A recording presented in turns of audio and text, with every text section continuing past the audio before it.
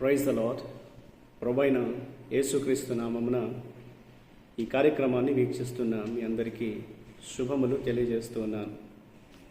Vision cutie fellowship వారి యేసుతో ఏకాంత సమయం ఈ క్వైట్ టైం కార్యక్రమమునకు మిమ్మల్ని ప్రేమతో ఆహ్వానిస్తున్నాను. ప్రతిరోజు దేవుని వాక్యాన్ని ధ్యానిస్తూ మన ఆత్మీయ జీవితంలో మనం బలపడుటకై దేవుడు మనకు ఈ విధంగా సహాయం చేస్తున్నందుకై దేవునికి వందనాలు తెలియజేస్తున్నాను. ఇర్మియా గ్రంథంలో నుండి మనం ధ్యానాలను కొనసాగిస్తూ ఉన్నాం. ఈరోజు మన ధ్యానం కొరకై ఏర్పాటు చేయడం లేఖన భాగము ఇర్మియా గ్రంథము 47వ అధ్యాయము, అలాగే 48వ అధ్యాయం 1 నుండి 10 వచనాలు. ముందుగా మనం ఈ భాగంలో 47వ అధ్యాయంలో నుండి మొదటి 4 వచనాలు చదువుదాం. ఫరో గాజాను కొట్టక మునుపు ఫిలిష్తీయులను గురించి ప్రవక్త అయిన ఇర్మియాకు ప్రత్యక్షమైన యెహోవా వాక్కు. యెహోవా ఇలాగు సెలవిచ్చుచున్నాడు, జలములు ఉత్తర దిక్కు నుండి పొర్లి వరదలై మనుషులు మొరపెట్టినట్లుగాను, దేశ నివాసులందరూ అంగలార్చున్నట్లుగాను దేశం మీదను అందున్న సమస్తం మీదను పట్టణం మీదను దానిలో నివసించు వారి మీదను ప్రవహించును. వారి బలమైన గుర్రముల డెక్కలు నేల తన్ను శబ్దమునకును, అతని రథముల వేగమునకును, అతని చక్రముల ఉరుము వంటి ధ్వనికిని తండ్రులు భయపడి బలహీనులై తమ పిల్లల తట్టు తిరిగి చూడరు. ఫిలిష్తీయులందరినీ బలపరచుటకును తూరు సీదోనులకు సహాయుడొకడైన నిలవకుండా అందరినీ నిర్మూలము చేయుటకును దినము వచ్చుచున్నది. యెహోవా కఫ్తోరు ద్వీప శేషులైన ఫిలిష్తీయులను నాశనము చేయును. ఈనాటి లేఖన భాగం ఆధారంగా మనం ఏర్పాటు చేసుకున్న అంశం ఏదనగా ఫిలిష్తీయుల మరియు మోయాబీయుల యొక్క తీర్పు. నేటి వాక్య భాగం యొక్క సారాంశాన్ని మనం గమనించినట్లయితే, ఇర్మియా ద్వారా దేవుడు ఫిలిష్తీయులపై తీర్పును ప్రకటించి ఉన్నాడు. వారు ఒక మూలలోకి నెట్టివేయబడినప్పుడు, వారు అణిచివేయబడిన పరిస్థితిలో ఫిలిష్తీయులు బబులోను యొక్క వధను ఆపమని వేడుకున్నారు. కానీ వారు దేవుని ఆజ్ఞను నెరవేర్చే వరకు బబులోనీయులు ఆగకుండా ఈ వధను కొనసాగించారు. అలాగే మోయాబు దేవుని తీర్పు నుండి మినహాయించబడదు. దాని నగరాలన్నీ నాశనమై వాటి భూమి అంతా కూడా నాశనమైపోతుంది.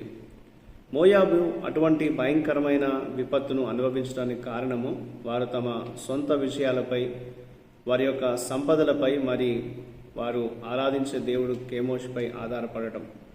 వారు ఆధారపడినటువంటి ప్రతి దానిని దేవుడు నాశనం చేయబోతున్నానని ఈ యొక్క వాక్య భాగంలో ప్రకటించి ఉన్నాడు. ఇందులో దేవుడు ఏమై ఉన్నాడు అని మనం గమనించినట్లయితే 47వ అధ్యాయం 2వ వచనము, అలాగే 6 నుండి 7 వచనాల్లో దేవుడు తన ఖడ్గం ద్వారా అనేక దేశాలకు మరియు ప్రజలకు తీర్పు తీర్చాడు.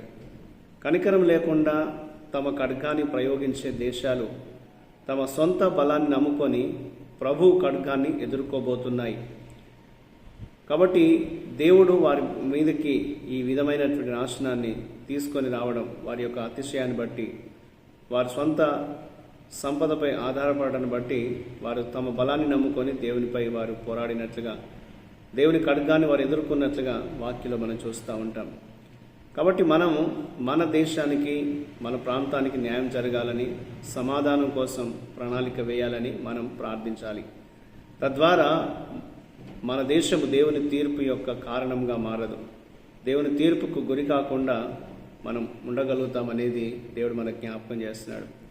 4వ అధ్యాయము 48వ అధ్యాయము మొదటి 2 వచనాలు మనం గమనిస్తే, దేవుడు మోయాబు విషయమై విలపించాడు. వారిని నాశనం చేయడం ద్వారా వారిని శిక్షించాల్సిన అవసరం ఏర్పడినట్లుగా మనం చూస్తూ ఉన్నాం. మోయాబు వారి యొక్క గర్వము మరియు చెడుతనం వారికి ఎక్కువ అవడం చేత దేవుడు వారికి తీర్పు తీర్చవలసి వచ్చినప్పటికీ దేవుని హృదయము విచారంతో నిండిపోయినట్లుగా కూడా మనం చూస్తాం.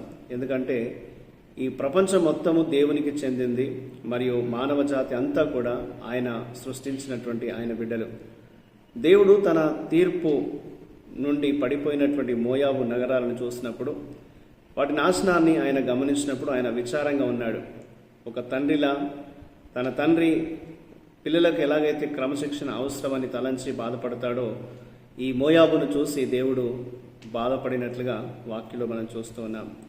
కాబట్టి ఈరోజు మనం నేర్చుకోవాల్సినటువంటి పాఠం ఏమనగా, దేవుడు దేశాల మీదకి తీర్పు తీసుకొని రావడానికి కారణము వారి యొక్క సొంత విషయాలపై, వారి యొక్క సొంత సంపదలపై వారు ఆధారపడడం. దేవుని విడిచి వారు జీవించడాన్ని బట్టి వారి జీవితాల్లో ఈ విధమైనటువంటి విపత్తును వారు ఎదుర్కోవాల్సి వచ్చిందనేది లేఖనాలు మనకు జ్ఞాపకం చేస్తున్నాయి. ఈ రోజున మనందరం కూడా మన వ్యక్తిగత జీవితమైన, మన కుటుంబాలైనా, మన యొక్క సంఘాలైనా దేవుని విడవకుండా దేవునిపై ఆధారపడి జీవించగలిగితే మన మనుగడ కొనసాగుతోంది. మనం దేవుని విడిచిపెట్టినట్లయితే దేవుని వాక్యంలో ఆయన విడిచిన వారికి అనేకమైన శ్రమలు కలుగుతాయి అనేది బైబిల్ సెలవిస్తుంది. కాబట్టి దేవుణ్ణి మనం హత్తుకొని దేవుని తీర్పుకు గురి కాకుండా మనం జీవించాలి. మన కొరకు, మన దేశం కొరకు దేవుని సన్నిధిలో మనం విజ్ఞాపన చేస్తూ దేవుని తీర్పు గురి కాకుండా మనం మొరపెట్టాలి అనేది దేవుడు మనకు ఈ వాక్యం ద్వారా జ్ఞాపకం చేస్తున్నాడు. ఆ రీతిగా మన అనుదిన జీవితాలు పూర్తిగా దేవునిపై ఆధారపడి ముందుకు సాగే విధంగా, దేవుని వాక్యాన్ని అనుసరించే విధంగా మనం జీవించేటట్లు దేవుడు మనకు సహాయం చేయలాగున దేవునికి మనం ప్రార్థన చేద్దాం. మా ప్రియ పరలోకపు తండ్రి, నీ కృప ద్వారా మమ్మల్ని నడిపిస్తున్నందుకై వందనాలు ప్రభా. మా జీవితాల్లో క్రమపరచుట కొరకు శిక్ష రాకముందే మమ్మల్ని పరీక్షించుకోవడానికి మీరు మాకు ఇచ్చినటువంటి బలాన్ని బలహీనలకు సహాయం చేయడంలో వాడుకోవడానికి మాకు సహాయం చేయండి. నీ కృప ద్వారా మమ్మల్ని నడిపించి మహిమ పొందమని యేసుక్రీస్తు పరిశుద్ధ నామంలో ప్రార్థిస్తున్నాను తండ్రి, ఆమేన్. ప్రియులారా, మీరు సమయం తీసుకొని ఈ యొక్క వాక్య ధ్యానం విన్నందుకై మీకు ప్రత్యేకమైన వందనాలు తెలియజేస్తూ ఉన్నాను.